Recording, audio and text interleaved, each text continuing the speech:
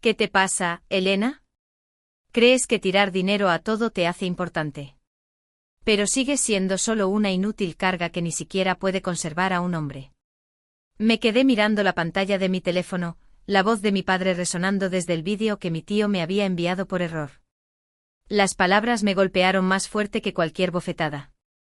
Estaba sentada en mi pequeño apartamento en Valencia, rodeada de la evidencia de mi cuidadoso presupuesto, muebles de segunda mano, alimentos de marca blanca, nada extravagante. Y sin embargo, durante los últimos 4 años, había estado pagando la hipoteca de mi padre todos los meses sin falta. Mi nombre es Elena, y tengo 32 años.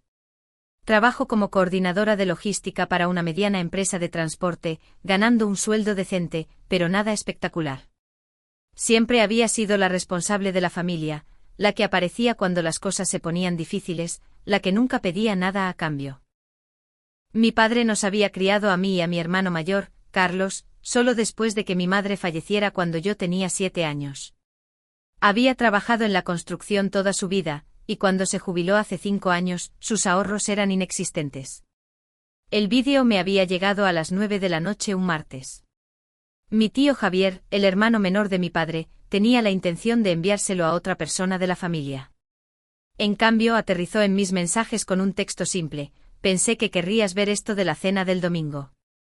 Volví a pulsar reproducir, necesitaba asegurarme de haber oído correctamente. La cámara temblaba, filmada claramente con el teléfono de alguien en una reunión familiar a la que no me habían invitado.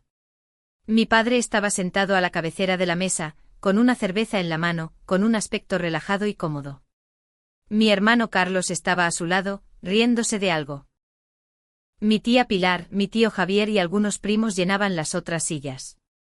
Elena ha sido muy generosa con ese dinero de la hipoteca, se oyó la voz de mi tío Javier detrás de la cámara. Has criado a una buena hija, Fernando. Mi padre resopló. ¿Generosa? Me lo debe. Puse un techo sobre su cabeza durante 18 años. Esto es solo ella pagando lo que me quitó. Además, no tiene otra cosa. Sin marido, sin hijos. Bien podría hacerse útil como nuestra vaca lechera. La mesa estalló en carcajadas. Mi hermano Carlos añadió: siempre ha sido así, desesperada por demostrar que importa. Es un poco triste, honestamente. Mi tía Pilar intervino: al menos sirve para algo. Mejor que ser completamente inútil. Detuve el vídeo.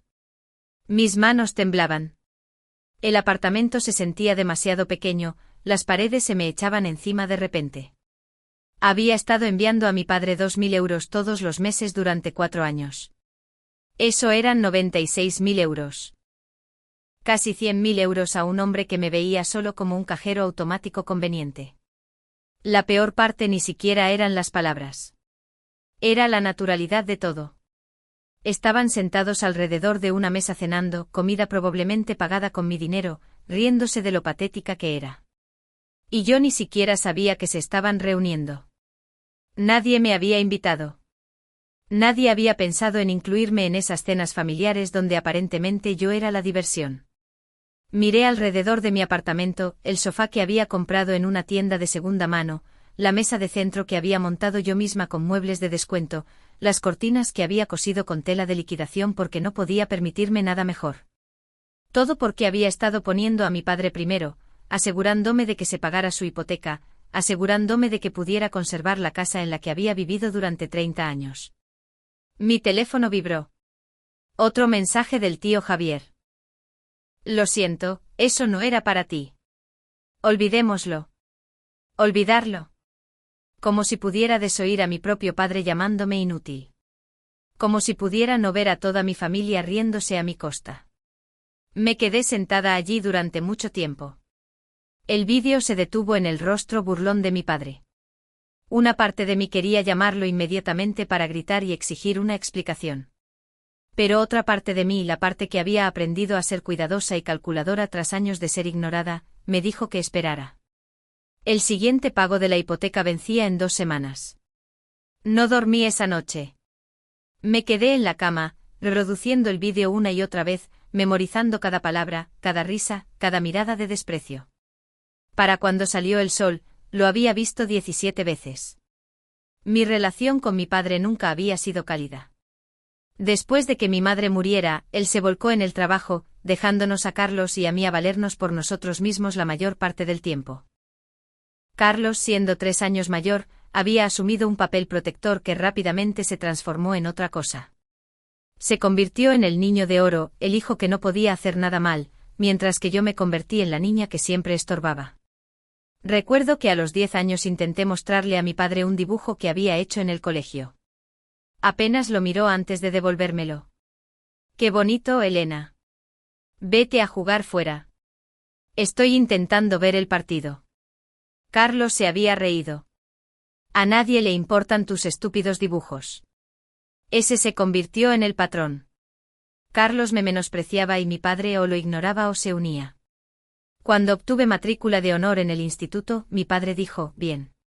Al menos no eres completamente inútil. Cuando Carlos apenas se graduó, mi padre le hizo una fiesta y le compró un coche. Me fui a la universidad con una beca parcial, trabajando en 2 empleos para cubrir el resto. Mi padre nunca se ofreció a ayudar. Eres inteligente, me había dicho. Arréglatelas. Me las arreglé. Me gradué con un título en gestión de la cadena de suministro y conseguí un trabajo con un sueldo razonable. Me mudé a Valencia por trabajo poniendo distancia entre yo y la familia que nunca se había sentido del todo mía. Pero seguía llamando todas las semanas. Seguía enviando tarjetas de cumpleaños. Seguía apareciendo por Navidad, aunque a menudo me sintiera invisible. Hace 4 años mi padre me llamó. Era inusual. Nunca llamaba a menos que necesitara algo. Su voz era áspera, ligeramente avergonzada. Elena, necesito hablar contigo sobre algo. Me explicó que su pensión no cubría sus gastos. La hipoteca de su casa se estaba comiendo la mayor parte de sus ingresos mensuales, y estaba empezando a quedarse atrás. El banco había enviado advertencias. Podría perder la casa. No puedo pedírselo a Carlos, había dicho. Tiene su propia familia de la que preocuparse. Su esposa Silvia acaba de tener el bebé y el dinero escasea. Sentí un aleteo de algo en mi pecho. No exactamente esperanza, pero cerca. Me estaba pidiendo ayuda. Me necesitaba. ¿De cuánto es la hipoteca?, pregunté. 2.000 euros al mes. Era una parte sustancial de mis ingresos, pero podía gestionarlo. Tendría que recortar gastos, vivir de manera más frugal, pero podía hacerlo. Ayudaré, dije. Enviaré el dinero todos los meses. Hubo una pausa entonces. ¿De verdad? ¿Harías eso? Eres mi padre. Por supuesto que lo haría. Bueno, gracias, Elena. Te lo agradezco. Eso fue hace 4 años. Desde entonces había enviado fielmente 2.000 euros el primero de cada mes. Mi padre rara vez me daba las gracias. A veces reconocía la transferencia con un breve mensaje de texto, recibido. Otras veces, nada en absoluto. Me había convencido de que no importaba. Estaba ayudando. Estaba siendo una buena hija. Tal vez esto finalmente le haría ver mi valía. Ahora, sentada en mi apartamento con ese vídeo grabado a fuego en mi mente, me di cuenta de lo estúpida que había sido. No veía mi valía. Veía una fuente de dinero conveniente, una vaca lechera, una carga inútil que al menos servía para algo. Abrí mi aplicación bancaria y miré mi historial de transferencias. Todos los meses como un reloj. 2.000 euros. 96.000 euros en total. Pensé en lo que podría haber hecho con ese dinero. Podría haber comprado un coche. Podría haberme mudado a un apartamento mejor. Podría haber viajado, ahorrado para una casa propia, invertido en mi futuro. En cambio, lo había vertido todo en una casa que nunca heredaría para un hombre que se burlaba de mí a mis espaldas. Mi teléfono sonó. Era mi padre. Me quedé mirando la pantalla, viendo su nombre parpadear. No contesté. No dejó un mensaje de voz. 20 minutos después, llamó Carlos. Tampoco lo contesté. Luego un mensaje de texto de mi padre, Javier me contó lo del vídeo. Eran solo bromas de familia. No seas tan sensible. ¿No ser tan sensible? Como si el problema fuera mi reacción, no sus palabras. Pensé en responder. Pensé en llamarlo y desatar 4 años de dolor e ira. Pero algo me detuvo. Una pequeña voz en mi cabeza, fría y calculadora, susurró: espera, piensa. Planea. Abrí mi ordenador portátil y empecé a revisar mis registros financieros. Cada transferencia, cada correo electrónico de confirmación, cada intercambio de mensajes de texto sobre la hipoteca. Guardé todo en una carpeta en mi escritorio. Luego hice algo que nunca había hecho antes. Llamé a la compañía hipotecaria. Hola, llamo por la cuenta de Fernando Martínez, dije usando el nombre de mi padre. Expliqué que era su hija y que había estado haciendo pagos en su nombre. Quería confirmar el estado de la cuenta. La representante fue útil. La cuenta estaba al día. Todos los pagos habían sido recibidos. De hecho, según sus registros, la hipoteca se pagaría por completo en solo 6 meses más. 6 meses. Después de 4 años de pagos, a mi padre solo le quedaban 6 meses para ser el dueño de su casa. ¿Y luego qué? ¿Me lo diría? ¿Simplemente me dejaría seguir enviando dinero, embolsándoselo para sí mismo? Le di las gracias a la representante y colgué. Mis manos estaban firmes ahora. El dolor seguía allí, enterrado en lo profundo. Pero en la superficie sentí algo más nítido, algo que sabía a determinación. El siguiente pago vencía en 12 días. Los días siguientes transcurrieron en una extraña niebla. Fui a trabajar, coordiné envíos, respondí correos electrónicos, asistí a reuniones. En la superficie todo era normal. Por dentro estaba construyendo un plan. Mi padre llamó 2 veces más. No contesté. Carlos envió varios mensajes de texto, cada uno más molesto que el anterior. Papá dice que lo estás ignorando. ¿Cuál es tu problema? ¿Y de verdad vas a montar un numerito por una estúpida broma? Y finalmente estás siendo infantil. Tampoco respondí a esos. El jueves mi mejor amiga, Sofía, llamó. Nos habíamos conocido en la universidad y nos mantuvimos unidas a pesar de vivir en diferentes ciudades. Ella era una de las pocas personas que conocía la historia completa de la dinámica de mi familia. ¿Estás bien?, preguntó. ¿Has estado callada? Le conté lo del vídeo. Se lo puse por teléfono. Hubo un largo silencio después de que terminara. Elena, dijo finalmente, su voz tensa por la ira. Eso es horrible. Esa gente es horrible. Lo sé. ¿Qué vas a hacer? Voy a dejar de pagar la hipoteca. Bien. Deberías haber parado hace años. Pero no solo voy a parar en silencio. Voy a asegurarme de que todo el mundo sepa exactamente lo que ha estado sucediendo. Sofía se quedó en silencio por un momento. ¿Cómo? Le expliqué mi plan, los recibos de la hipoteca, el vídeo, la documentación de cada pago que había hecho. Iba a enviarlo todo a cada miembro de mi familia extensa. Quería que vieran la verdad. No la versión que mi padre contaba en las cenas del domingo, sino los hechos reales. Se va a poner furioso, advirtió Sofía. Bien. Elena, lo digo en serio. Podría intentar tomar represalias. Toda tu familia podría volverse contra ti. Ya lo han hecho, dije en voz baja. Se han estado volviendo contra mí toda mi vida. Simplemente no me di cuenta hasta ahora. Ella suspiró. De acuerdo, si estás segura de esto, te apoyo. ¿Qué necesitas de mí? Solo estate ahí cuando caiga la bomba. Voy a necesitar a alguien con quien hablar siempre. Después de colgar, pasé la noche recopilando todo. Saqué todos los extractos bancarios que mostraban las transferencias. Descargué cada correo electrónico de confirmación. Hice capturas de pantalla de las conversaciones de texto con mi padre sobre los pagos. Organicé todo cronológicamente, creando una línea de tiempo clara que mostraba exactamente cuánto había dado y durante cuánto tiempo lo había estado haciendo. Luego hice copias del vídeo que mi tío había enviado, guardándolo en múltiples discos para asegurarme de no perderlo. Redacté un correo electrónico. Necesité varios intentos para acertar con el tono. No quería sonar histérica o emocional. Quería sonar tranquila, objetiva e innegable. El correo electrónico decía: les escribo para compartir información sobre los pagos de la hipoteca que he estado realizando en nombre de mi padre durante los últimos 4 años. Pensé que era importante que todos entendieran la situación completa. Adjunto encontrarán documentación de cada pago que he realizado, por un total de 96.000 euros. También he incluido un vídeo que creo que proporciona un contexto útil. No realizaré ningún pago futuro. Simple, directo, devastador.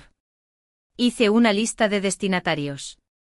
Tío Javier, tía Pilar, mis primos, los amigos de la iglesia de mi padre, los vecinos que conocía desde hacía décadas, cualquiera que pudiera haber escuchado su versión de los hechos, cualquiera que se hubiera sentado en esas cenas del domingo y se hubiera reído con ellos. Pero no lo envié todavía. El pago de la hipoteca no vencía hasta el lunes. Quería esperar hasta el último momento posible, hasta que mi padre se diera cuenta de que el dinero no llegaba, hasta que comenzara a entrar en pánico. Luego, cuando llamara exigiendo saber dónde estaba su pago, pulsaría enviar. El fin de semana fue una tortura. Seguía revisando mi teléfono, medio esperando que mi padre de alguna manera sintiera lo que estaba planeando, pero no había nada. Silencio de radio de toda la familia. El domingo por la noche salí a dar un largo paseo por mi barrio, cerca de los jardines del Turia. Valencia era hermosa a principios de otoño, las hojas comenzando a cambiar, el aire fresco y limpio. Pensé en mi madre, la única persona que me había hecho sentir amada y deseada. Había sido amable, paciente, siempre lista con un abrazo o una palabra de aliento. Me pregunté qué pensaría de lo que estaba a punto de hacer. Decidí que lo entendería. Había pasado su vida tratando de hacer feliz a mi padre, tratando de suavizar sus asperezas, tratando de convertirlo en alguien capaz de mostrar afecto. La había agotado. Tal vez de alguna manera querría que dejara de cometer el mismo error. Cuando llegué a casa, me senté en la mesa de la cocina y abrí mi ordenador portátil. El correo electrónico seguía allí, esperando en mi carpeta de borradores. Todos esos archivos adjuntos, toda esa documentación, lista para enviarse. Mi teléfono sonó. Mi padre. Contesté esta vez. Ya era hora, dijo su voz áspera. Has estado evitando mis llamadas toda la semana. He estado ocupada. ¿Demasiado ocupada para tu propio padre? Casi me reí de la ironía. ¿Qué necesitas? Solo estaba comprobando, asegurándome de que el pago se haga mañana.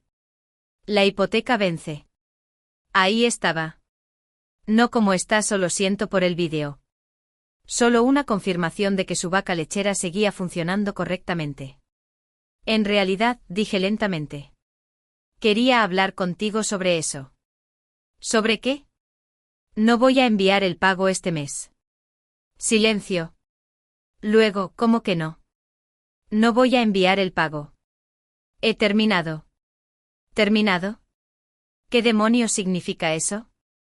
Significa exactamente lo que parece. He estado pagando tu hipoteca durante 4 años, 96.000 euros, y ya no lo haré más. Su voz se volvió cortante. Elena, esto no es gracioso. Ese pago tiene que hacerse mañana. Entonces tendrás que hacerlo tú mismo. No puedes simplemente parar. Teníamos un acuerdo. Teníamos un acuerdo en el que yo te enviaba dinero y tú me llamabas carga inútil a mis espaldas. Ese acuerdo se rompió. Otro silencio, más largo esta vez. Cuando volvió a hablar, su voz era diferente. A la defensiva. Javier no debería haberte enviado ese vídeo. Pero lo hizo. Y ahora sé exactamente lo que piensas de mí. Eran solo habladurías. Cosas de familia. Estás exagerando. ¿Cosas de familia? Me llamaste tu vaca lechera. Dijiste que era inútil. Dejaste que todos se rieran de ello. Mira, no quise decir eso. Estás tergiversando las cosas. Sentí algo frío instalarse en mi pecho. No estoy tergiversando nada. Escuché lo que dijiste. Vi cómo lo dijiste. Y ahora estoy tomando una decisión. He terminado de ser tu vaca lechera. Elena, sé razonable. ¿De dónde se supone que voy a sacar 2000 € para mañana? No lo sé y no me importa. Ese es tu problema ahora. Estás siendo egoísta. Y ahí estaba. La acusación que había estado esperando. Egoísta porque querer un respeto básico de mi propio padre era egoísta, porque dejar de ser utilizada era egoísta. Adiós, dije y colgué. Mis manos temblaban de nuevo, pero esta vez no era por dolor. Era por adrenalina. Por la certeza de que acababa de cruzar una línea que nunca podría deshacer. Mi teléfono inmediatamente comenzó a sonar de nuevo. Mi padre, luego Carlos, luego mi padre otra vez. Apagué el timbre y dejé el teléfono boca abajo sobre la mesa. Luego abrí mi correo electrónico, saqué el borrador que había preparado y pasé el cursor sobre el botón de enviar. Mañana por la mañana, vería el mundo de mi padre derrumbarse de la misma manera que él había derrumbado el mío. Mañana por la mañana, todos sabrían la verdad. Pensé en ese vídeo una vez más, el rostro burlón de mi padre, las risas alrededor de la mesa, la crueldad casual de personas que nunca habían considerado cuánto podrían herirme sus palabras. Hice clic en enviar. Los correos electrónicos se enviaron a las 6 de la mañana del lunes por la mañana. Los había programado para que se enviaran automáticamente, cronometrados perfectamente para cuando la gente revisara sus teléfonos con el café, cuando tuvieran tiempo para leerlo todo, cuando la información tendría el máximo impacto. No dormí la noche del domingo. Me quedé en la cama mirando el techo, imaginando las reacciones. El tío Javier abriendo su correo electrónico y viendo el vídeo que accidentalmente me había enviado, ahora transmitido a toda la familia. La tía Pilar leyendo los recibos de la hipoteca, sumando los números. Los amigos de la iglesia de mi padre viéndole llamarme inútil, oyéndole reírse de usarme. A las 6:15 de la mañana, mi teléfono comenzó a vibrar. Había vuelto a encender el timbre, y ahora observé cómo llegaba notificación tras notificación. Llamadas perdidas, mensajes de texto, mensajes de voz, el equivalente digital de una bomba que explota. Me preparé el desayuno, huevos revueltos y tostadas, y comí lentamente mientras mi teléfono continuaba su frenético baile sobre la encimera. Aún no estaba lista para interactuar. Quería que se sentaran con ello, que absorbieran realmente lo que habían visto y leído. A las 7 de la mañana, finalmente cogí mi teléfono. 43 llamadas perdidas, 67 mensajes de texto, 21 mensajes de voz. Empecé por los textos. Tío Javier, Elena, lo siento mucho. No tenía idea de que Fernando se sintiera así. Por favor, llámame. Tía Pilar, esto es humillante para todos. ¿Por qué ventilarías asuntos familiares privados de esta manera? Carlos, ¿qué diablos te pasa? Estás destruyendo esta familia por una estúpida broma. Mi padre, múltiples mensajes, cada uno más enojado que el anterior. ¿Cómo te atreves? Pequeña vengativa. Después de todo lo que hice por ti, estás muerta para mí. Pero luego hubo otros mensajes, unos que no esperaba. Mi prima Clara, no tenía idea de que estabas pagando su hipoteca. Lo siento mucho, Elena. Lo que dijo de ti fue repugnante. La vecina de mi padre, señora Torres, siempre pensé que eras una chica tan dulce. Tu padre nunca mencionó nada de esto. Estoy horrorizada por lo que vi en ese vídeo. Alguien de la iglesia de mi padre, Fernando, ha estado aceptando donaciones de la congregación durante años, alegando que estaba luchando financieramente. ¿Estabas pagando sus cuentas todo este tiempo? Ese último mensaje me hizo detenerme. ¿Donaciones de la iglesia mientras yo le enviaba 2000 € al mes? Abrí los mensajes de voz. La voz de mi padre llenó mi apartamento, cruda de rabia. ¿Crees que puedes humillarme así? ¿Crees que puedes poner a todos en mi contra? No eres nada, Elena. Siempre has sido nada. Tu madre se avergonzaría de ti. Lo borré y pasé al siguiente. Carlos, igualmente furioso. Siempre has estado celosa de lo que papá y yo tenemos. Esto es solo tú tratando de arruinarlo todo porque no puedes soportar que estés sola y seas miserable. Madura. Pero luego la voz del tío Javier, más tranquila, casi rota. Elena, te debo una disculpa. Debería haber dicho algo esa noche. Debería haberte defendido. Lo que Fernando dijo estuvo mal, y me equivoqué al reír. Lo siento. Me quedé con eso por un momento. Una disculpa real. No arreglaba nada, pero era algo. Decidí revisar las redes sociales. Eso fue un error. Mi padre había publicado en Facebook: cuando tu propio hijo te traiciona y difunde mentiras para destruir tu reputación, te das cuenta de que criaste a un monstruo. Le di todo a Elena, y así es como me lo paga. Rezando por guía. Los comentarios estaban divididos. La mitad le apoyaba.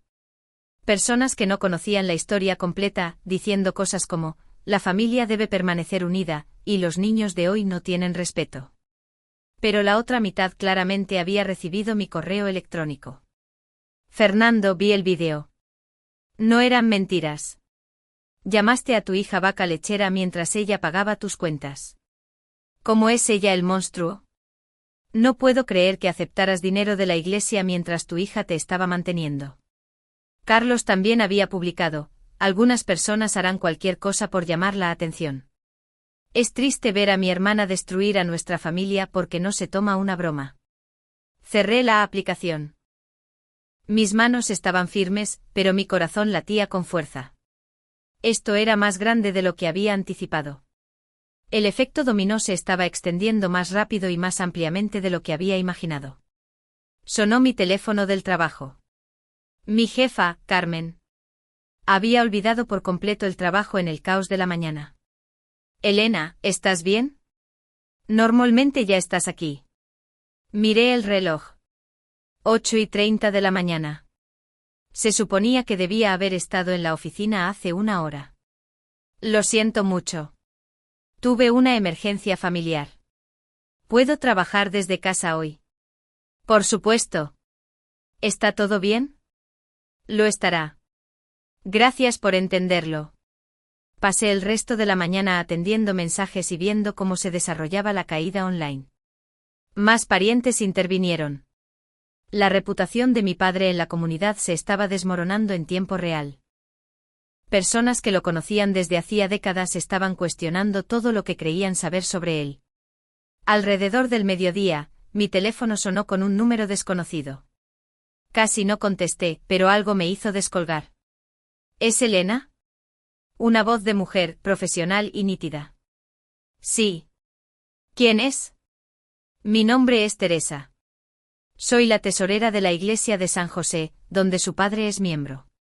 Llamo por algunas discrepancias financieras que hemos descubierto. Se me encogió el estómago. ¿Qué tipo de discrepancias? Durante los últimos 3 años, su padre ha estado recibiendo asistencia mensual de nuestro fondo de asistencia parroquial. Alegó que estaba luchando por mantener su casa, que no tenía apoyo familiar, que corría el riesgo de quedarse sin hogar. Según la documentación que envió esta mañana, parece que esas afirmaciones eran falsas. Asistencia mensual durante 3 años mientras yo le enviaba 2.000 euros cada mes. ¿Cuánto?, pregunté en voz baja. No estoy autorizada a discutir cantidades exactas, pero es significativo. La junta parroquial se reúne esta tarde para discutir el asunto. Pensé que debería saberlo. Después de que colgara, me quedé en silencio atónita. No era suficiente que me hubiera usado. También había estafado a su iglesia, quitando dinero a personas que genuinamente querían ayudar. Personas que probablemente tenían menos que él. Mi teléfono vibró. Un mensaje de texto de Sofía. Madre mía. He estado viendo cómo se desarrollaba esto toda la mañana. ¿Estás bien?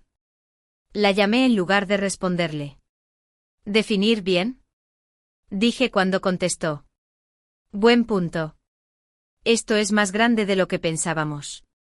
Estaba quitando dinero de su iglesia, Sofía, durante 3 años mientras yo pagaba su hipoteca. ¿Estás bromeando? Ojalá lo estuviera. La tesorera acaba de llamarme. Sofía se quedó en silencio por un momento.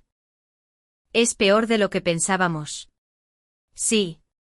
¿Cómo te sientes? Consideré la pregunta. Honestamente no estoy segura. Una parte de mí se siente reivindicada, como si finalmente la gente estuviera viendo la verdad. Pero otra parte se siente culpable. Me pregunto si fui demasiado lejos. Elena, no. Escúchame. No fuiste demasiado lejos. Dijiste la verdad. Eso es todo lo que hiciste. Todo lo que está sucediendo ahora es la consecuencia de sus acciones, no de las tuyas. Ella tenía razón. Pero no lo hacía más fácil de ver. Al caer la noche la situación se había intensificado aún más. La publicación de mi padre en Facebook había sido compartida docenas de veces, pero también lo habían sido las capturas de pantalla de los recibos que envié. La gente discutía en los comentarios, algunos defendiéndole, otros reprochándole. Aparentemente la Iglesia había hecho un anuncio durante su servicio nocturno sobre la apropiación indebida de fondos, aunque no nombraron a mi padre directamente, pero todos lo sabían. Carlos me llamó 17 veces. No contesté ninguna. A las 9 de la noche, llamaron a mi puerta. Miré por la mirilla y vi a Carlos parado allí, con la cara roja de ira. No abrí la puerta. Elena, sé que estás ahí, gritó. Abre la puerta. Necesitamos hablar. Vete, Carlos. No puedes esconderte para siempre. Lo has arruinado todo. Papá podría perder la casa por tu culpa. Podría perder la casa porque no puede pagar su propia hipoteca, le respondí. Ese no es mi problema. Egoísta. Después de todo lo que papá hizo por nosotros. ¿Qué hizo, Carlos? Dime. ¿Qué hizo exactamente aparte de proporcionar lo mínimo indispensable mientras me hacía sentir inútil? Hubo silencio. Luego, tú no lo entiendes. Nunca lo entendiste. Papá hizo todo lo posible después de que mamá murió. Su mejor esfuerzo incluía llamarme carga. Su mejor esfuerzo incluía usarme para sacar dinero mientras se reía de ello con la familia. Solo fueron habladurías. Entonces, ¿por qué estás tan molesto de que todos lo escucharan? Más silencio. Luego el sonido de él pateando mi puerta. Esto no ha terminado, Elena. Esperé hasta que escuché sus pasos alejarse por el pasillo antes de permitirme respirar. Mis manos temblaban de nuevo. Nunca había escuchado a Carlos tan enojado, nunca lo había escuchado tan fuera de sí. Llamé a la seguridad del edificio e informé del incidente. Me aseguraron que estarían atentos, que se le pediría a Carlos que se fuera si regresaba. Esa noche no pude dormir de nuevo. Seguí reviviendo el día, los mensajes de voz, Carlos en mi puerta. Había querido exponer la verdad y lo había hecho, pero la verdad tenía dientes, y ahora todos estaban sangrando. La mañana siguiente trajo un nuevo desarrollo que no había anticipado. Mi teléfono sonó a las 7 de la mañana con otro número desconocido. Esta vez, era un abogado. Señorita Martínez, mi nombre es Roberto Pérez. Represento a su padre, Fernando Martínez. Me ha pedido que la contacte con respecto a los materiales difamatorios que distribuyó ayer. Me senté en la cama, de repente completamente despierta. ¿Materiales difamatorios? El vídeo y los documentos financieros que envió a numerosas personas. Su padre cree que esto constituye acoso y difamación de carácter. Está dispuesto a emprender acciones legales a menos que emita una retractación y una disculpa públicas. Casi me río.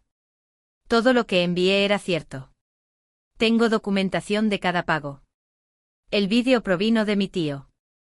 Las propias palabras de mi padre. Independientemente de la fuente, usted no tenía derecho a distribuir asuntos familiares privados a una audiencia tan amplia. Ha causado un daño significativo a la reputación y al bienestar emocional de su padre. Su reputación. Mi voz se elevó a pesar de mis esfuerzos por mantener la calma. ¿Qué hay de mi bienestar emocional?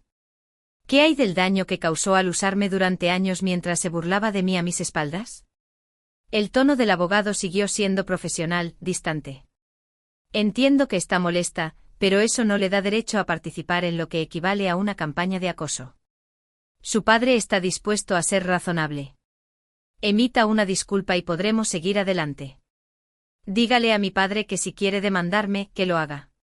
Cada palabra que envié era cierta, y tengo pruebas para demostrarlo. No voy a disculparme por decir la verdad.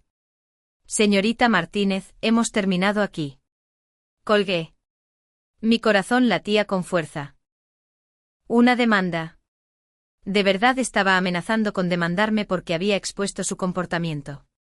La audacia era casi impresionante. Inmediatamente llamé a Sofía.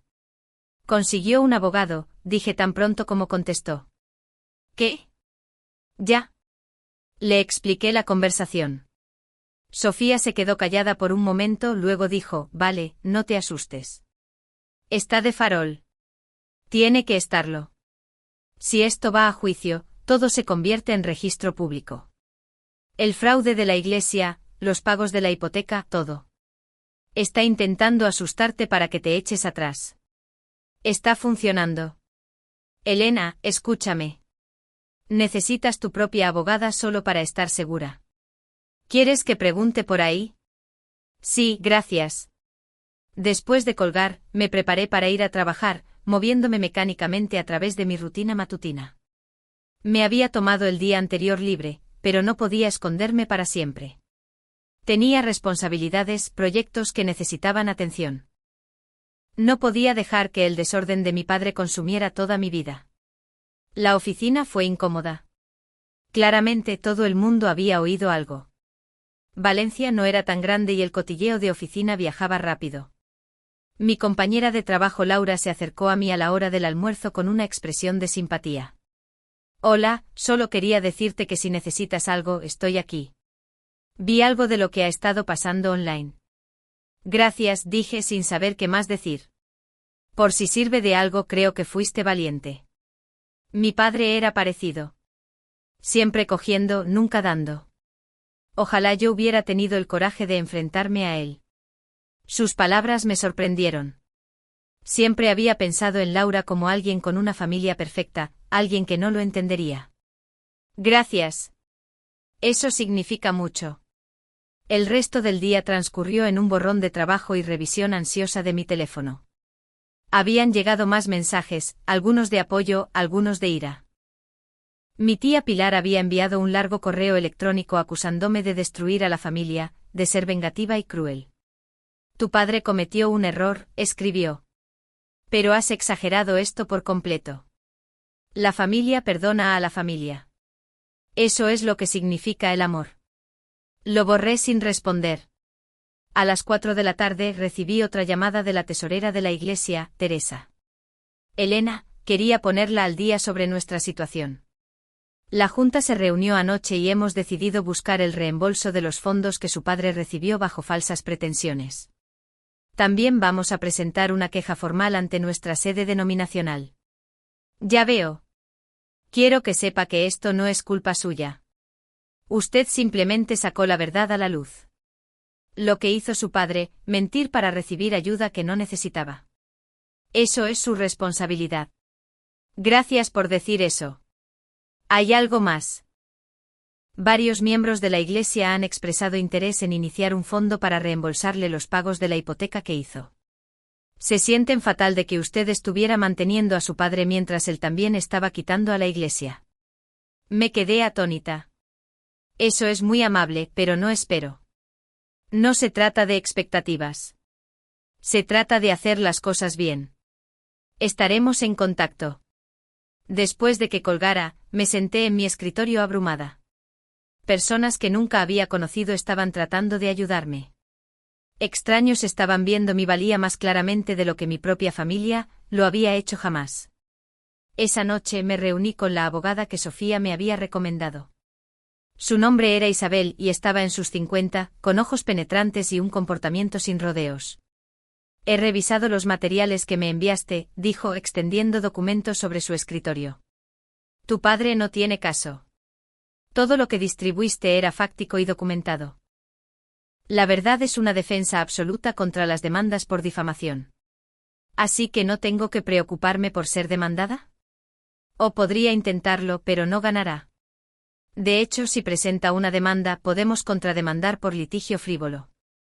Más importante aún, podemos citar registros de su iglesia para documentar el fraude que cometió allí.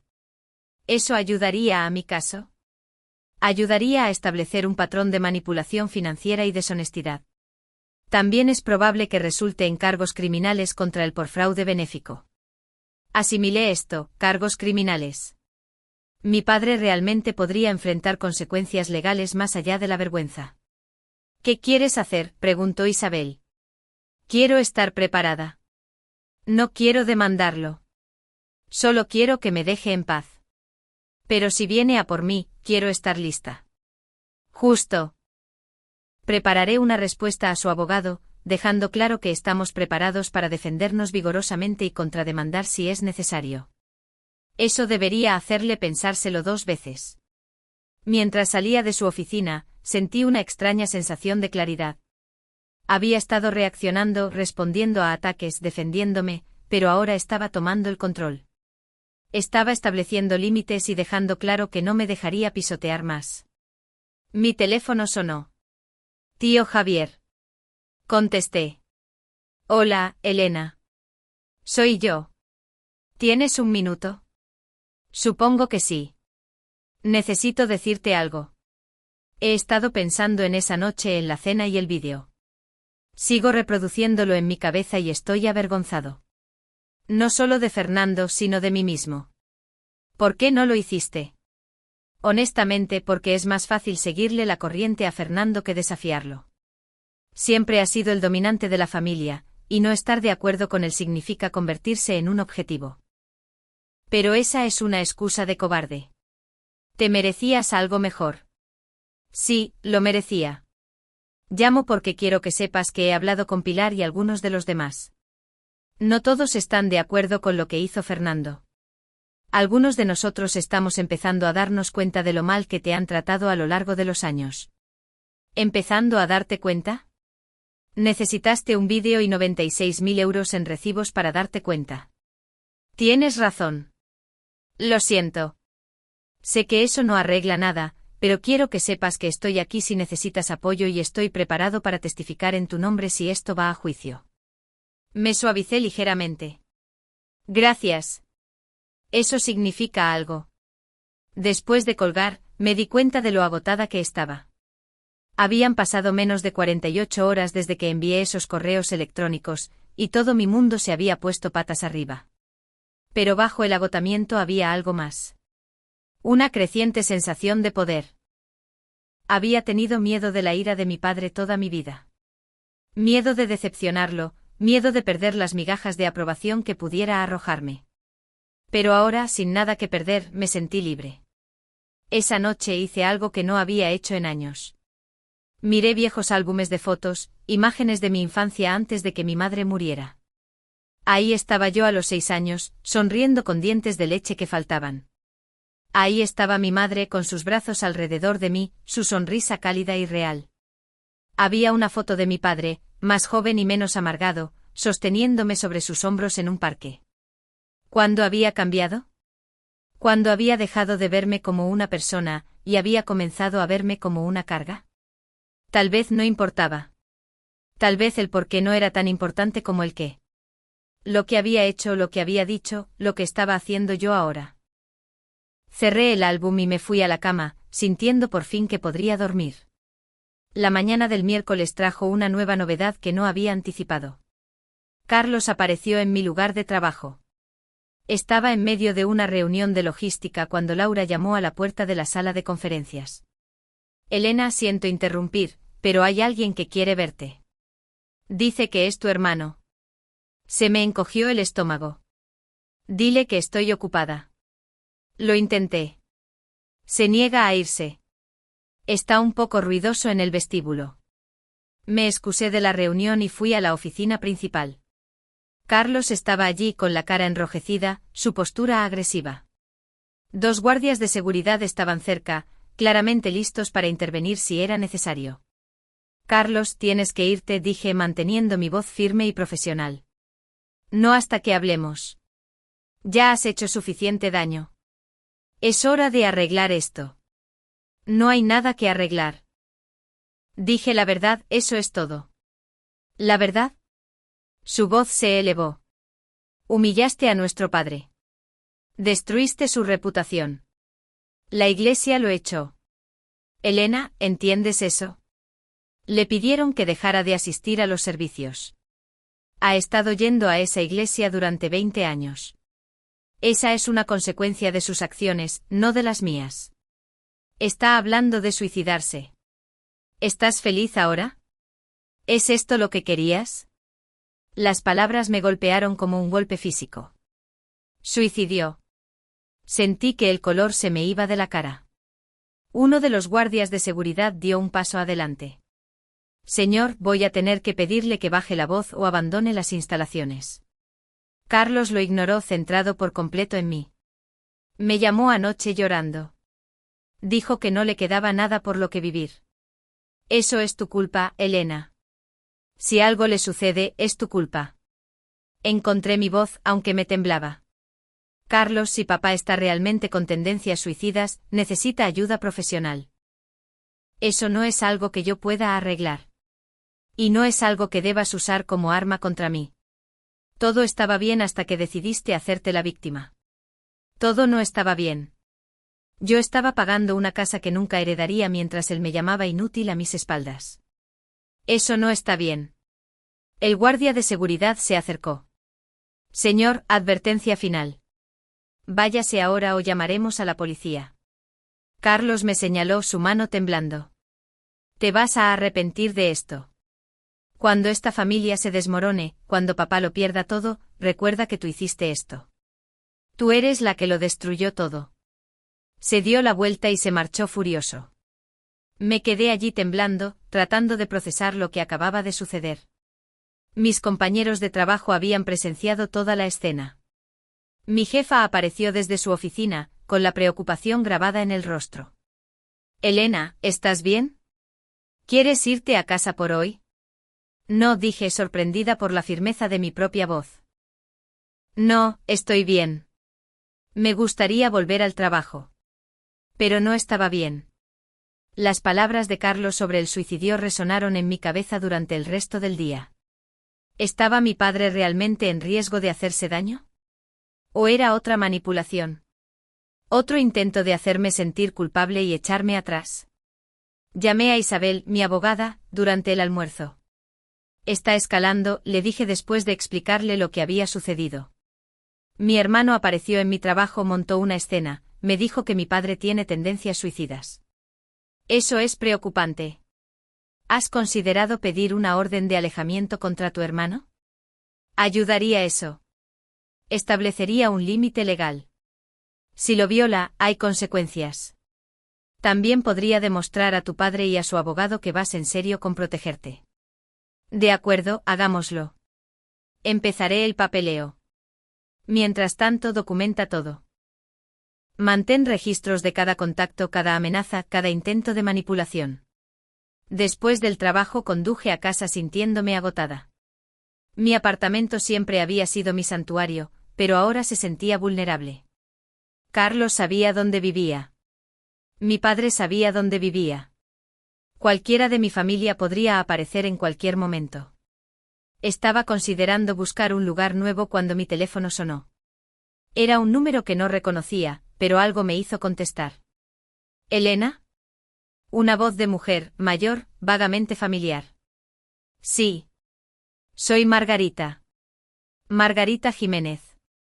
Yo era la mejor amiga de tu madre. La recordaba vagamente. Había estado cerca cuando yo era muy joven. Había visitado a menudo antes de que mi madre muriera. Hola, Margarita. Espero que no te importe que llame. Conseguí tu número de tu tío Javier. He estado siguiendo lo que ha estado sucediendo y necesitaba contactarte. O tu madre estaría muy orgullosa de ti. Las palabras me sorprendieron. ¿Qué? Estaría orgullosa de que te enfrentaras a él, de que te negaras a ser tratada de la manera en que Fernando la trató a ella. Me senté pesadamente en mi sofá. ¿Qué quieres decir? Margarita suspiró. Tu madre era una mujer maravillosa, pero Fernando le hizo la vida difícil. Era controlador, despectivo, siempre la hacía sentir pequeña. Se quedó por vosotros, por los niños, porque creía que la familia debía permanecer unida sin importar qué.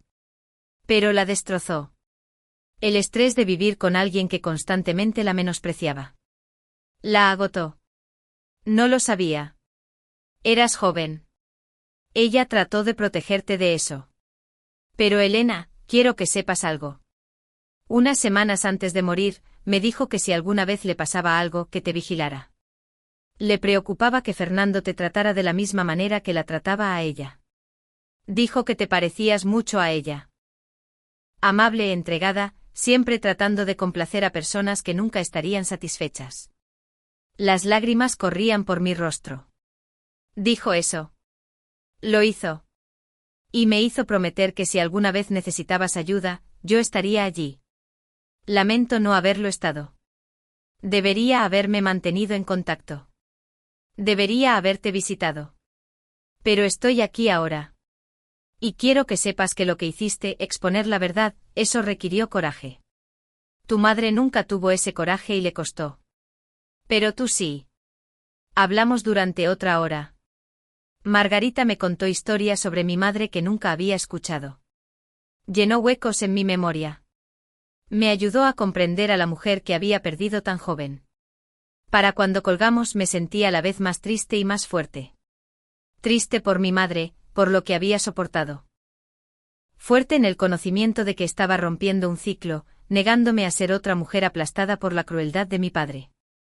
Esa noche recibí un correo electrónico de la iglesia. Habían completado su investigación y determinaron que mi padre había obtenido fraudulentamente aproximadamente 48.000 euros durante 3 años.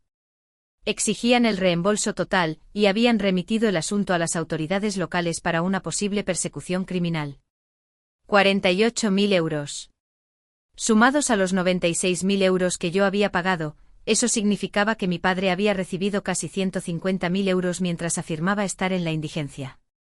Reenvié el correo electrónico a Isabel, al tío Javier, a todos los que habían recibido mi mensaje original. Si Carlos quería acusarme de destruir a la familia, bien. Pero todos debían saber exactamente lo que estaban defendiendo. Las respuestas llegaron rápidamente. Más apoyo de parientes que apenas conocía.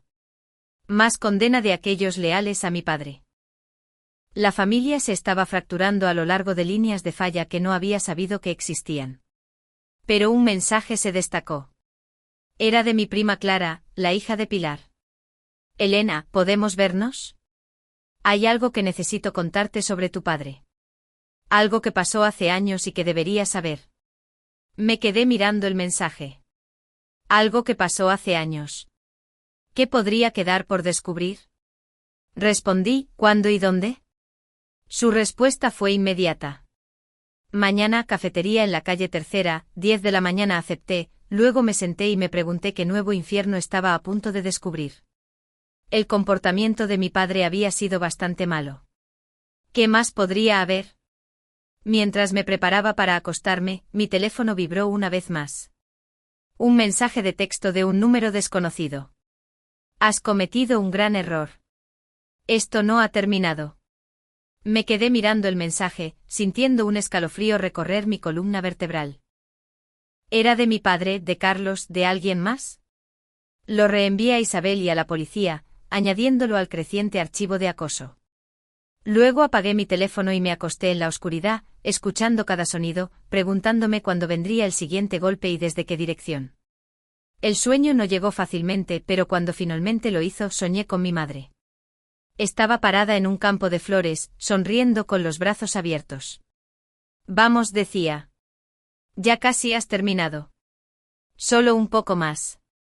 Me desperté llorando, pero por primera vez en días, no eran solo lágrimas de dolor. También había alivio. Alivio de que finalmente había encontrado el coraje para dejar de ser la víctima de mi padre. Lo que viniera después, lo enfrentaría de pie. Llegué a la cafetería 15 minutos antes, demasiado ansiosa para esperar en casa. Pedí un café con leche que realmente no quería y me senté en una mesa de la esquina donde podía ver la puerta. Mi mente corría con posibilidades sobre lo que Clara podría contarme. Era la hija de Pilar, de 28 años, y nunca habíamos sido particularmente cercanas. Nuestras interacciones se habían limitado a incómodas reuniones familiares donde ella me había ignorado en su mayoría. Entró exactamente a las 10 de la mañana, con aspecto nervioso. Sus ojos recorrieron la sala hasta que me encontraron, y se dirigió hacia mí, agarrando su bolso como un escudo. Gracias por reunirte conmigo, dijo sentándose frente a mí. ¿De qué se trata esto, Clara? Ella respiró profundamente.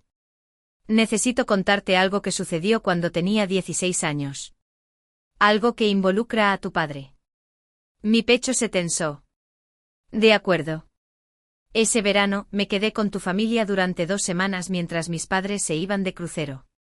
Tú estabas en algún programa de verano, así que solo estábamos yo, tu padre y Carlos. Hizo una pausa, retorciéndose las manos.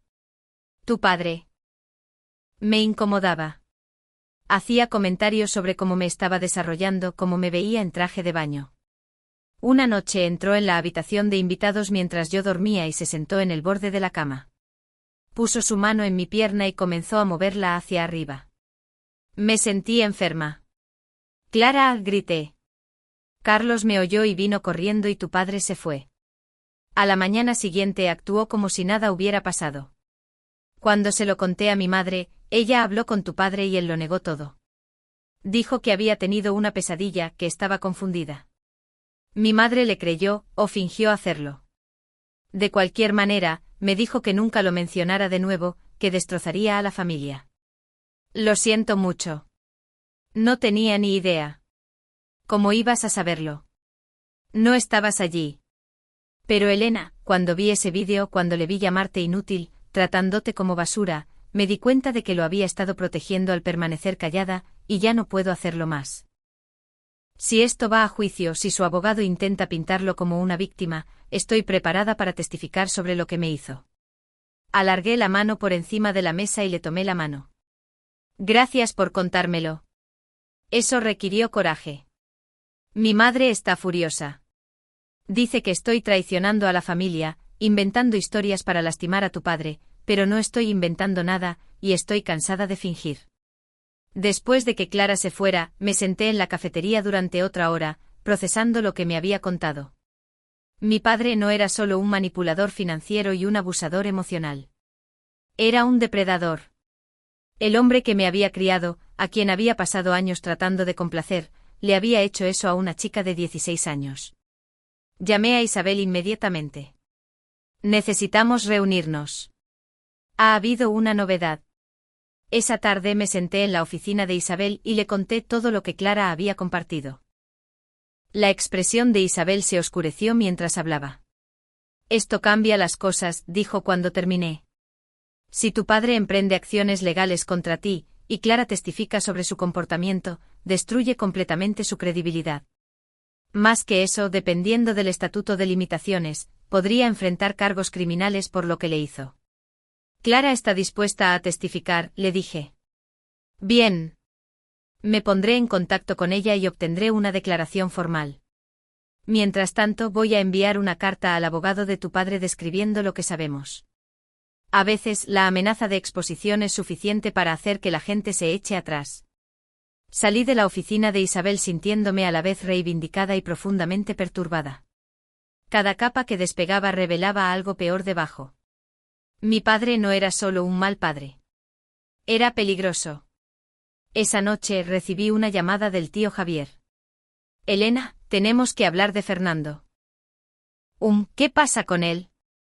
Está en mal estado. Ha estado bebiendo mucho sin salir de casa. Fui a verlo hoy y el lugar es un desastre. Está hablando de que la casa será embargada, de que no le queda nada. Él es el que eligió no pagar su hipoteca, Javier.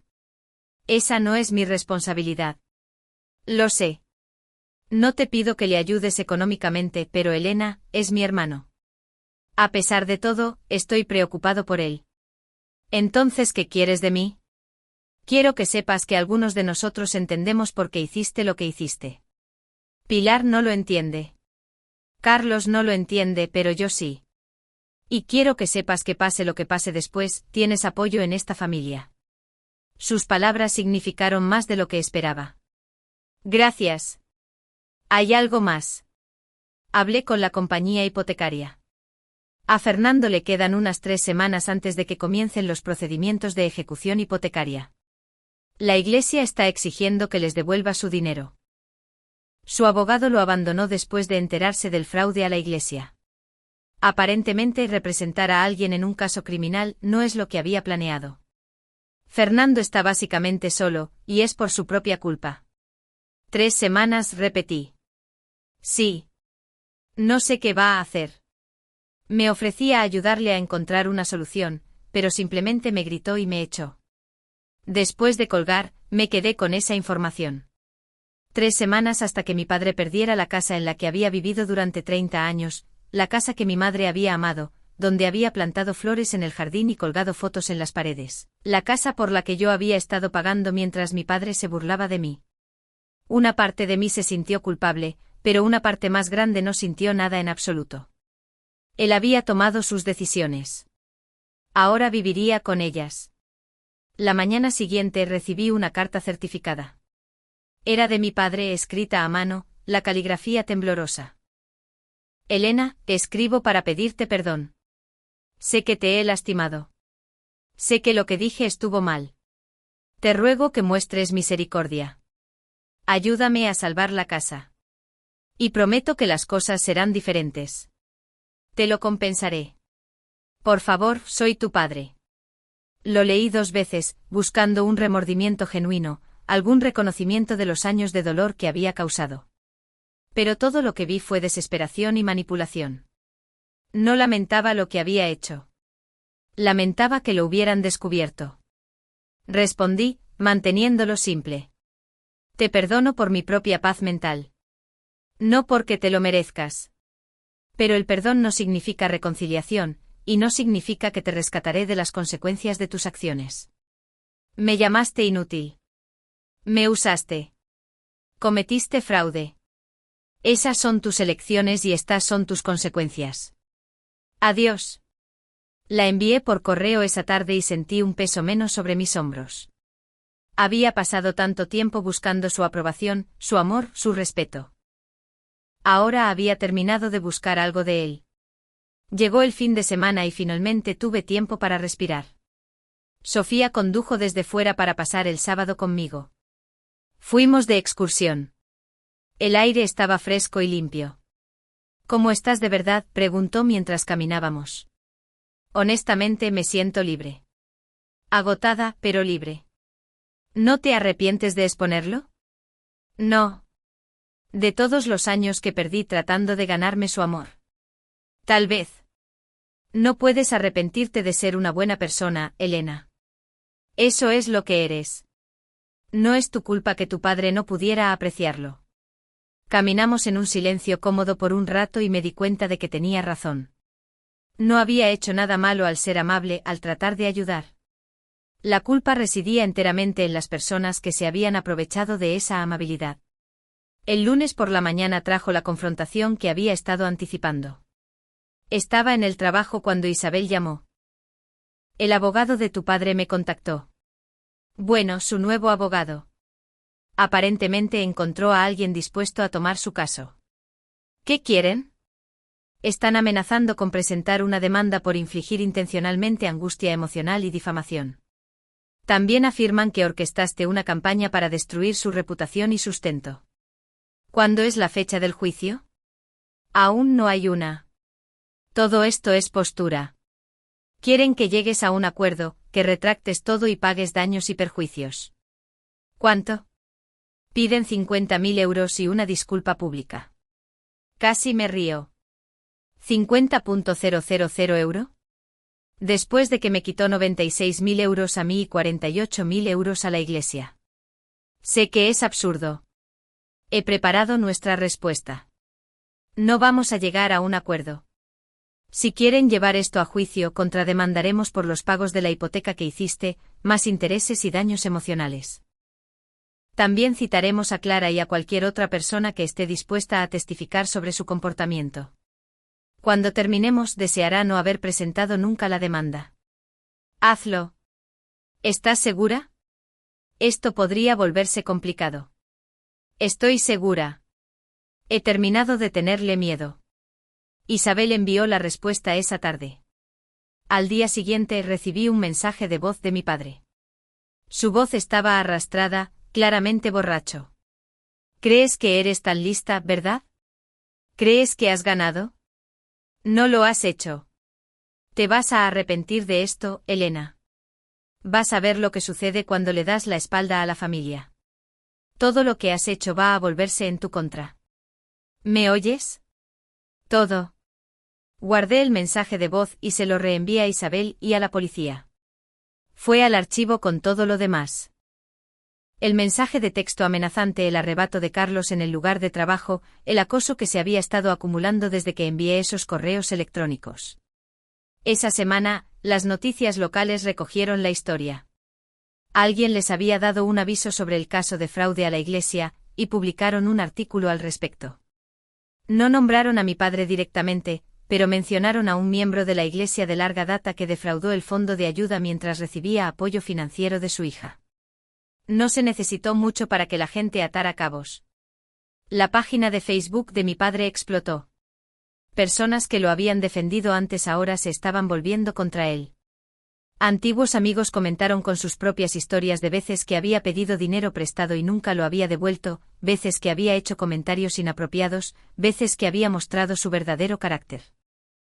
La imagen que surgió fue la de un hombre que había estado manipulando a la gente durante décadas. Carlos intentó controlar la narrativa, publicando su propia versión de los hechos. Mi hermana es vengativa y cruel. Está tergiversando los hechos para destruir a nuestro padre porque está amargada por sus propios fracasos. No crean sus mentiras. Pero era demasiado tarde. La verdad estaba fuera, documentada e innegable. Las publicaciones de Carlos lo hacían parecer desesperado y tonto. El jueves recibí un correo electrónico de la compañía hipotecaria.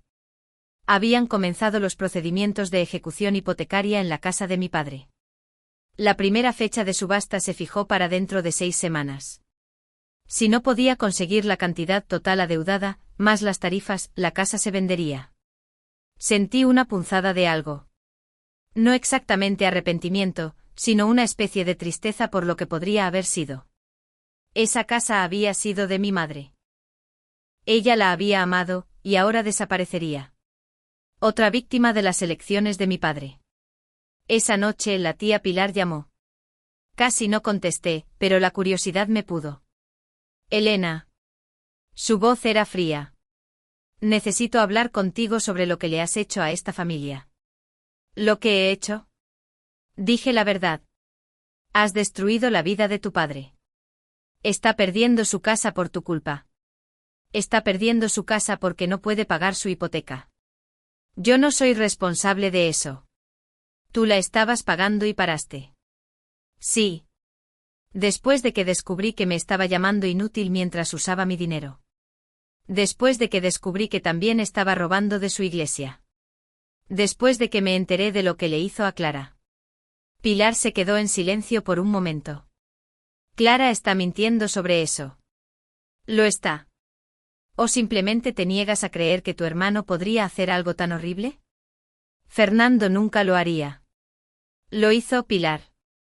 Y tú lo sabías. Lo sabías entonces. Y elegiste protegerlo a él en lugar de a tu propia hija. ¿Cómo vives con eso? No tienes derecho a juzgarme. No te estoy juzgando. Solo estoy diciendo hechos. Elegiste a tu hermano por encima de tu hija. Eso es tu responsabilidad. Colgó sin decir otra palabra. Me senté allí, teléfono en mano, y me di cuenta de que no sentía nada. Ni ira ni satisfacción, solo un vacío donde solía estar mi familia. Al día siguiente, Clara me llamó. Mi madre te contactó. Lo hizo. Todavía lo está defendiendo. Lo sé. Me dijo que si testifico contra él, ya no soy bienvenida en su casa. Mi propia madre lo está eligiendo a él por encima de mí. Lo siento, Clara. No lo estés. Es clarificador. De hecho, ahora sé dónde estoy. Y Elena, voy a testificar. Incluso si eso significa perder a mi madre. Esto termina ahora. Su coraje me dio fuerza. Ya no estábamos luchando solo por nosotras mismas. Estábamos luchando por todos a los que mi padre había lastimado, por todos a los que había manipulado, por todos a los que había convencido de que eran inútiles mientras él tomaba todo lo que tenían para dar. El sábado por la tarde estaba haciendo la compra cuando literalmente me topé con mi padre. Estaba en el pasillo de licores, un carrito lleno de cerveza y whisky barato. Tenía un aspecto terrible sin afeitar, con los ojos hundidos, la ropa arrugada y manchada. Elena, su voz era áspera. Asentí en reconocimiento pero seguí caminando. Él me siguió. Necesitamos hablar. No, no lo necesitamos. Por favor, solo 5 minutos. Contra mi mejor juicio, me detuve. ¿Qué? Necesito tu ayuda. Sé que me equivoqué. Sé que dije cosas que no debería haber dicho, pero soy tu padre. No puedes simplemente dejarme perderlo todo. Tú te hiciste esto a ti mismo. La iglesia está exigiendo dinero que no tengo. El banco está ejecutando la hipoteca. Carlos no me ayuda. Dice que lo avergoncé. No tengo a nadie más. Me tuviste durante 4 años. Me tuviste y lo tiraste por la borda. Cometí un error. No, papá. Un error es herir a alguien accidentalmente. Lo que hiciste fue deliberado. Me usaste. Te burlaste de mí. Robaste a personas que confiaban en ti. Esos no son errores. Son elecciones. Su rostro se contrajo de ira. Después de todo lo que hice por ti. ¿Qué hiciste? Proporcionaste comida y refugio, lo mínimo requerido por la ley. Nunca me amaste. Nunca me respetaste. Me hiciste sentir inútil toda mi vida.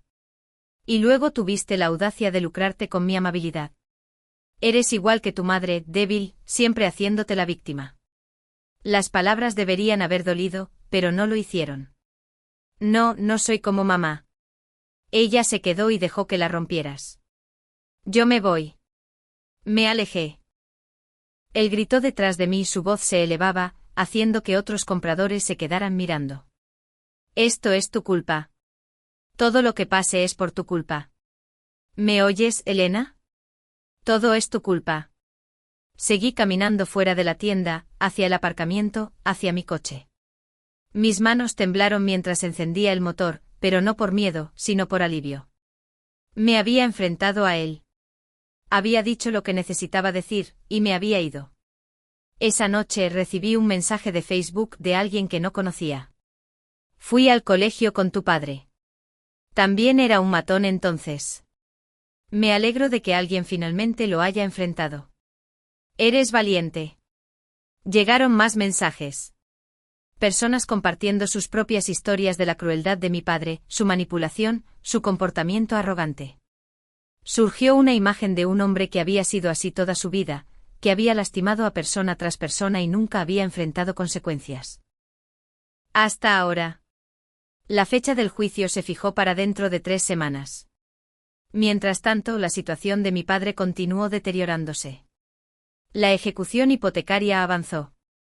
La iglesia presentó una queja formal ante las autoridades locales y un detective me contactó para preguntarme sobre los pagos de la hipoteca que había hecho. Estamos construyendo un caso por fraude benéfico, explicó. Su padre tergiversó a sabiendas su situación financiera para recibir fondos a los que no tenía derecho. Eso es un delito grave. ¿Qué pasa si es declarado culpable? Dependiendo de la cantidad y sus antecedentes penales, podría enfrentar tiempo en la cárcel. Más probablemente obtendrá libertad condicional y se le exigirá que pague la restitución. Tiempo en la cárcel. Mi padre realmente podría ir a la cárcel. Una parte de mí pensó que se lo merecía. Otra parte se sintió incómoda con la idea, incluso después de todo lo que había hecho. Sofía me hizo la misma pregunta que Isabel. ¿Algún arrepentimiento? No, dije, y lo dije en serio. Él tomó sus decisiones. Yo solo me aseguré de que todos se enteraran de ellas. La semana antes de la fecha del juicio, recibí una carta de Carlos. Era larga, divagante, llena de acusaciones y súplicas. Afirmaba que yo destruía la familia, que era vengativa y cruel, que debería avergonzarme. Pero al final, había una línea que me llamó la atención. Papá no va a superar esto. Espero que puedas vivir con eso. Lo llamé algo que no había hecho desde que todo esto comenzó. ¿Qué quisiste decir con eso?, pregunté cuando contestó, ¿sobre que papá no va a superar esto? Exactamente lo que dije. Se está bebiendo hasta la muerte. Está hablando de terminar con todo. ¿Esto es lo que querías, Carlos? Si papá tiene tendencias suicidas de verdad, necesita ayuda profesional. Pero yo no soy responsable de sus elecciones. Tú lo empujaste a esto. No, yo me defendí del abuso. Hay una diferencia. ¿Y sabes qué? Tú fuiste parte de ello. Te sentaste en esa mesa y te reíste cuando papá me llamó inútil. Has pasado toda nuestra vida menospreciándome para sentirte mejor. Así que no me llames y actúes como si te preocupara papá cuando en realidad solo estás enojado porque tu viaje gratis está terminando. ¿Viaje gratis? ¿De qué estás hablando? ¿Creías que no lo sabía? Papá me dijo hace años que te ayudó con el pago inicial. Que ha estado complementando tus ingresos. ¿De dónde crees que salió ese dinero, Carlos? Mientras yo pagaba su hipoteca, él te estaba dando mi dinero. Silencio. No lo sabías, dije entendiendo. Nunca te lo dijo. Eso no es. Yo no se lo pedí. No importa. El punto es que te beneficiaste de mi generosidad mientras te burlabas de mí por ello. Eres tan culpable como él. Colgué antes de que pudiera responder. Llegó la fecha del juicio. Me vestí cuidadosamente de manera profesional. Isabel me recibió fuera del juzgado junto con Clara, que había aceptado estar allí en caso de que su testimonio fuera necesario. El abogado de tu padre llamó esta mañana, dijo Isabel. Quieren llegar a un acuerdo. ¿Cuáles son los términos? Retiran la demanda por completo. Tú no buscas el reembolso de los fondos de la hipoteca. Todos se van. ¿Y los cargos por fraude a la Iglesia? Esos son criminales. Siguen adelante independientemente. Lo pensé. Podría terminar esto aquí, irme, empezar a reconstruir mi vida, o podría seguir adelante, asegurarme de que cada detalle estuviera documentado en los registros judiciales, asegurarme de que mi padre enfrentara toda la rendición de cuentas. ¿Qué recomiendas?, le pregunté a Isabel. Honestamente, acepta el acuerdo. Ya has ganado. Está perdiendo su casa, enfrenta cargos criminales y su reputación está destruida. Perseguir esto más solo te cuesta tiempo y dinero. Miré a Clara. ¿Qué piensas? Creo que deberías hacer lo que sea correcto para ti, dijo. Pero Elena, ya lo expusiste. Ya te aseguraste de que la gente sepa la verdad. Tal vez sea hora de dejar que el sistema legal se encargue del resto. Asentí lentamente. De acuerdo, diles que aceptamos. La audiencia fue breve. Ambas partes reconocieron el acuerdo. El juez desestimó el caso. Mi padre estaba sentado en la mesa de la defensa, con un aspecto más pequeño de lo que nunca le había visto. No me miró ni una sola vez. Fuera del juzgado, los reporteros esperaban. La historia había recibido suficiente atención local como para que quisieran comentarios. Isabel me había preparado para esto. Señorita Martínez, ¿cómo se siente con el resultado de hoy?, preguntó un reportero, empujando un micrófono hacia mi cara. Me siento aliviada de que haya terminado. Nunca quise demandar a mi padre o arrastrar esto por los tribunales. Solo quería contar la verdad sobre lo que sucedió. Eso es todo lo que siempre he querido. Su padre enfrenta cargos criminales por fraude benéfico. ¿Cree que el caso de la Iglesia está justificado? Creo que la Iglesia tiene todo el derecho a buscar el reembolso de los fondos obtenidos fraudulentamente. También creo que cualquiera que afirme necesitar ayuda debería necesitarla de verdad. ¿Qué mensaje tiene para otros en situaciones similares? Hice una pausa, pensando. Diría que la familia no es solo sangre. Se trata de respeto, amor y apoyo. Y si no estás recibiendo esas cosas, está bien irse. No le debes lealtad a la gente solo porque estás emparentada. Te mereces algo mejor que ser utilizada. La entrevista terminó en 5 minutos, pero el clip se emitió esa noche en las noticias locales. Mi teléfono explotó con mensajes. Algunos de apoyo, algunos de ira, pero había dejado de importarme los enojados. Había dicho mi verdad. La gente podía aceptarla o no. 2 semanas después, la casa se vendió en subasta. El tío Javier llamó para contármelo. Se vendió por más que el saldo de la hipoteca. Fernando recibirá unos 30.000 € después de las tarifas y los pagos. Eso es algo. Se está mudando a un parque de caravanas a las afueras de la ciudad. Un dormitorio bastante deteriorado. Es todo lo que puede permitirse. Sentí esa punzada de tristeza de nuevo, pero la aparté. ¿Cómo está? Sigue bebiendo, sigue enojado, sigue culpándote por todo. No creo que eso vaya a cambiar. Probablemente no. El caso de la iglesia avanzó. Mi padre finalmente se declaró culpable de un cargo menor y fue sentenciado a 2 años de libertad condicional y restitución total de los 48.000 €. Estaría pagando eso durante años, probablemente el resto de su vida. Carlos dejó de contactarme por completo. Pilar envió un último correo electrónico. Espero que estés feliz. Has destruido a esta familia. Lo borré sin responder, pero otras relaciones se fortalecieron. Clara y yo nos hicimos cercanas, uniéndonos por nuestras experiencias compartidas. El tío Javier se comunicaba regularmente, claramente tratando de compensar años de silencio. Incluso algunos de los antiguos amigos de mi padre se acercaron para disculparse por creer su versión de los hechos. 3 meses después de que todo explotara, me ofrecieron un ascenso en el trabajo. Mejor sueldo, más responsabilidades, una oficina de esquina con vistas. Acepté de inmediato. Sofía condujo hasta Valencia para celebrarlo conmigo. Fuimos a un buen restaurante, pedimos vino, nos permitimos disfrutar del momento. Por los nuevos comienzos, brindó. Por los nuevos comienzos. Mientras comíamos, reflexioné sobre todo lo que había sucedido. El dolor, la traición, la exposición, las consecuencias. Había sido brutal. Pero había sobrevivido. Más que sobrevivido. Había salido más fuerte, más clara sobre quién era y lo que merecía. 6 meses después, me encontré con mi padre por última vez. Estaba en el supermercado de nuevo y allí estaba él, con un aspecto más viejo y más desgastado. Me vio, pero no se acercó. En cambio, se dio la vuelta y se fue rápidamente, con los hombros encorvados, la mirada baja. Lo vi irse y no sentí nada. Ni ira, ni satisfacción, ni tristeza, solo nada. Se había convertido en un extraño para mí, alguien a quien solía conocer. Esa noche saqué la caja de fotos que había mirado meses antes. Las fotos de mi madre, de la familia que solíamos ser. Pasé mucho tiempo mirándolas, despidiéndome del pasado que había cargado durante tanto tiempo. Luego guardé la caja y saqué mi ordenador portátil. Había estado pensando en comenzar un blog compartiendo mi historia, tal vez ayudando a otros que estaban lidiando con dinámicas familiares tóxicas.